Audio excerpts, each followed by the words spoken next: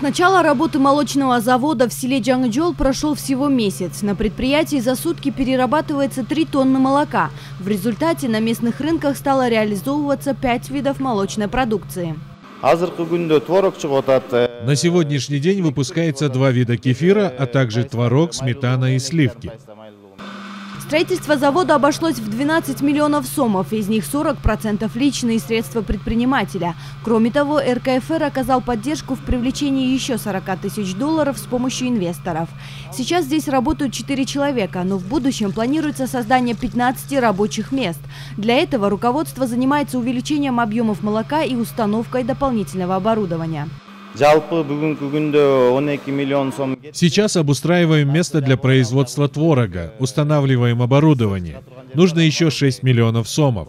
Этот цех начнет работать, когда увеличится объем собранного молока. Тогда мы будем работать в полном объеме. В 2019 году в Токтагульском районе было открыто 25 новых объектов. 6 из них – производственные предприятия. В общей сложности создано 134 новых рабочих места. Для стимула среди органов местного самоуправления был объявлен конкурс. По его итогам лучшие аильные округа и предприятия были награждены районной администрацией. По итогам конкурса Жаңы-Жолский аильный аймак занял 1-е место и выиграл автомашину.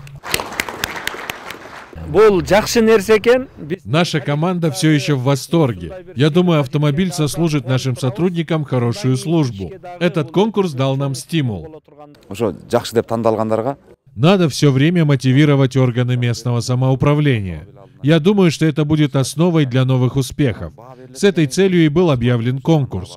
Лучшие получили награды и автомобиль. В то же время, по итогам года, коллегия определила задачи на 2020 год и дала соответствующие поручения. В рамках Года развития регионов и цифровизации страны также налажена работа по обеспечению местного населения чистой водой. Так, в селе Каратектир в целях обеспечения водой более 600 домов реализуется проект «Чистая вода» на 54 миллиона сомов. Кроме того, с наступлением весны в городе Токтагул начнется реконструкция системы водоснабжения. Для этого ЕБРР выделил 6 миллионов евро. Проект обеспечит питьевой водой 20 тысяч жителей города Токтагул и 6 прилегающих к нему сел. Бегаим Бегалиева, Алато, 24, Джалабадская область.